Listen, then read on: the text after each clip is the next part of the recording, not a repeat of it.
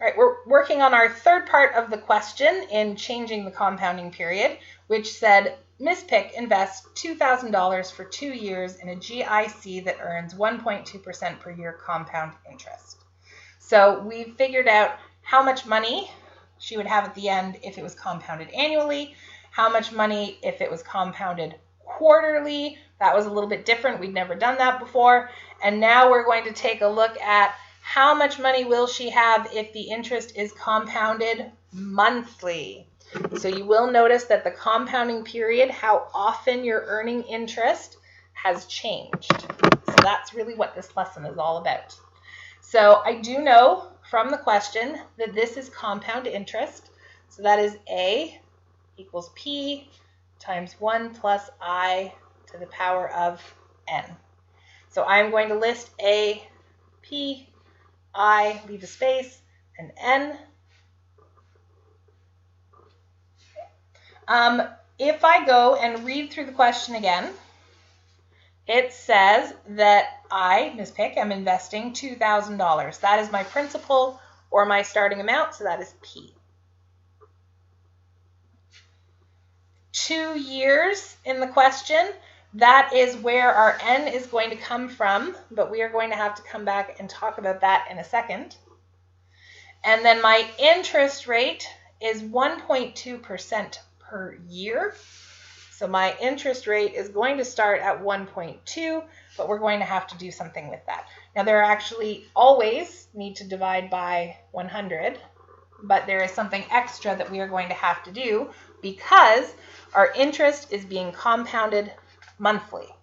Now, there are 12 months in a year.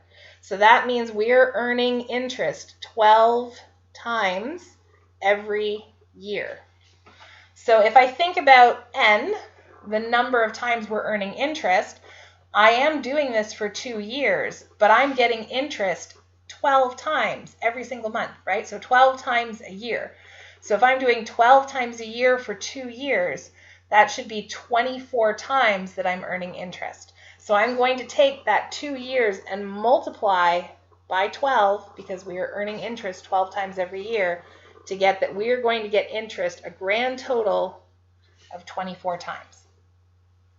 Or you could think about it that there are 12 months in a year, we're earning interest every month, so they're going to be 24 months in 2 years.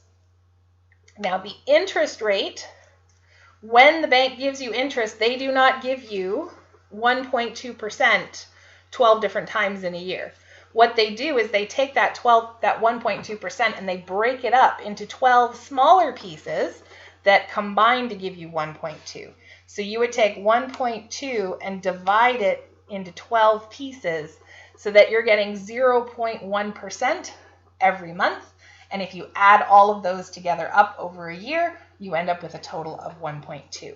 So you have to take your interest rate and divide it by 12 because we're breaking our interest rate up into 12 smaller amounts. And then we always divide by 100 so that we can use it in our calculation. So I end up getting 0.001. Okay, so interest rate, we had to divide by the compounding period, right? There's 12 months in a year, so we divided by 12. And with our number of times we're earning interest, we're going to take the number of years and then multiply it by how many times we're getting interest in that year, which is 12. All right, so I'm going to substitute everything into my equation. A equals P, that's $2,000, times 1 plus I, that's 0.001, to the power of N, which is 24. So I'm going to do the bracket first by adding 1 and 0.001 to get 1.001. And that is to the power of 24. So I'm going to do the exponent first and then take my answer and multiply by 2,000. And I get $2,048